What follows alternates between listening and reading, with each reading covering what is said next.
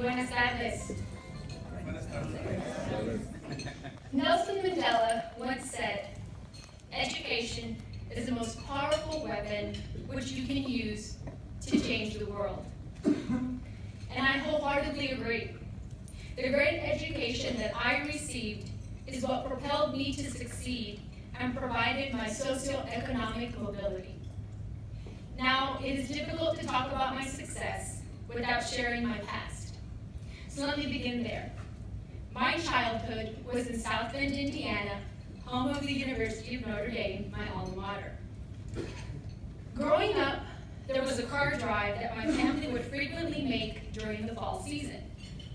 So early Sunday mornings, after a Notre Dame home football game, we would go to 6 a.m. Mass, come home, change clothes, and drive over to the University of Notre Dame's campus. We would drive past the Golden Dome towards Touchdown Jesus, where we would park our pickup truck in the football stadium parking lot. Now, spread throughout the parking lot were trash cans filled to the brim with trash from the day before. We would jump out of the truck and grab a big black trash bag and start running around the parking lot. The challenge was to see who could collect the most aluminum cans. So whatever amount of cans each of us collected, mine and my siblings, 5 of us, my father would turn in and sell for money at a local junkyard. That was my first job and my first exposure to Notre Dame. Now, I share this with you because although I have been on campus many, many times in my youth, it was only a 15-minute drive from my home, I had never envisioned myself as a student there. It was my mother who planted the seed of hope when I was in middle school. I was an intelligent student. I had gotten straight A's my 7th grade year, and I was involved in activities. Because according to my parents, if I stayed in activities, that's how I would stay out of trouble. So she and my middle school counselor made it their goal to remind me constantly and endlessly that Notre Dame wasn't actually my dream school, but that rather it would be a tangible reality. Unfortunately, something happened during my high school years that would test my fortitude and faith in God. I am the oldest of 5 children, and when I was in 9th grade, 2 days before my quinceañera, my mother had a seizure at work. This was a shock because she was healthy, but within a matter of hours, it was confirmed she had a brain tumor the size of a softball, and it had to be removed immediately. So this was on a Thursday. My parents, instead, chose to wait to operate until Monday, 2 days after my quinceañera, because they wanted for the family to gather and to tell them together. So that Monday, the surgery went well, but they also discovered that there was a piece that was too close to the frontal lobe that couldn't be operated on. So they left it there, and they decided they would begin radiation treatment once she was strong enough. So by the end of that week, she was allowed to come home and recover. Now, fortunately, my grandmother came to help my father, but there was only so much that she could do. Her priority was my mother's recovery, and then taking care of my little sister, who was 10 months old. So then I was left in charge to help the rest of my siblings with their schoolwork. They were 13, 10, and 6. So with time, my mother became stronger, but would not be able to return to work. So after several years of chemotherapy and radiation, the good news came. The tumor stopped spreading, and they had made my parents a promesa to Our Lady of San Juan de los Lagos in Mexico, and that when she was cured, they would go back to San Juan de los Lagos and would pay homage. So they traveled to see her in December of 1991, and I stayed home with my siblings and my aunt. It was their time alone together. But while in Mexico, my mother became ill, and on Christmas Eve 1991, she passed away in Mexico. So I was 17. I was a junior in high school. I felt the weight of the world on my shoulders again. And that dream of going to study at Notre Dame? Nope, not anymore. Because I thought, who was going to help my father take care of my siblings? They were 15, 12, 8, and 2 years old now. So my grandmother had already left and returned to be with my grandfather, so there was no one else who could help my father. So I decided that after graduation from high school, I would stay home and go to local college because it was my duty to help my father raise my siblings. Now fast forward to the fall of my senior year of high school, and my father sits me down for a talk. And he says, Veronica, look at how hard I have to work. Look at my hands. He had a blue collar job, so they were rough. He goes, I don't want this for you. You need to go to college and you need to study. You must set the example for the others. So if you want to stay close to home, go to Notre Dame. But you're not living at home. Because remember, this was your mother's dream too. And he was right. I had to set the example for my 4 younger siblings. So I had to at least try to make it happen. So I applied.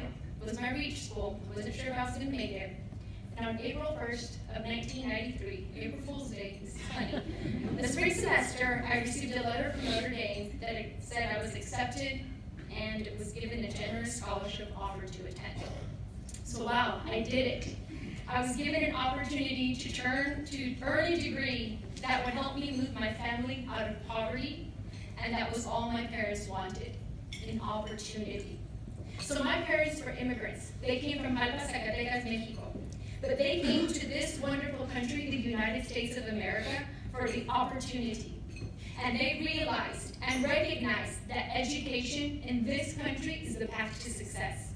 So now I had my chance at a premier Catholic university.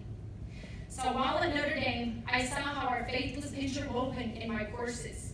So in my science classes, I was pre-medicine. We not only studied the scientific terminology, but we also discussed and discovered the moral and ethical implications of the changes within science.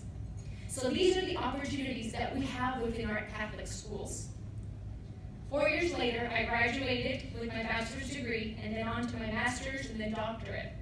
And the great news is that the rest of my siblings all also went on to college and earned a degree.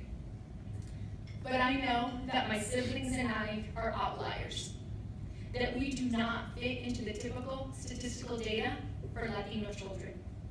When I was in high school, my freshman class had approximately 25 Latino students. 4 years later, only 5 of us graduated. And of those 5, only 2 of us went on to college. So, fast forward now. Have times changed for our Latino youth? Somewhat, but not enough. Latinos are the fastest growing segment of the American population. 40% of all Catholics in the United States are Latino, and 60% of them are under the age of 18. So the face of our country and our Catholic Church is changing, and we are faced with new challenges. So one of the most important challenges to me is the education of our youth. Unfortunately, the achievement gap between his Latino students and their peers continues to widen. Even worse is the dropout rate. The dropout rate for Latinos in public schools is 3 times higher than their white counterparts. And we know that there are many reasons that account for this reality. However, if we continue on this course and it is left unmitigated, what will this mean for the future of our country and its largest growing population? So amidst all of this information I just shared with you, where is the solution? Is there hope? Yes, it lies in Catholic schools. Catholic schools have a unique value to our country. They are the most effective instruments of catechetical and intellectual formation this country has ever known. Two centuries ago, Catholic schools were formed to provide a quality education with a strong faith-based component. So 200 years later, that mission has not changed. Our local and national graduation rate from Catholic high schools is 99%. So Catholic schools provide a strong grounding in our faith and the educational tools to succeed.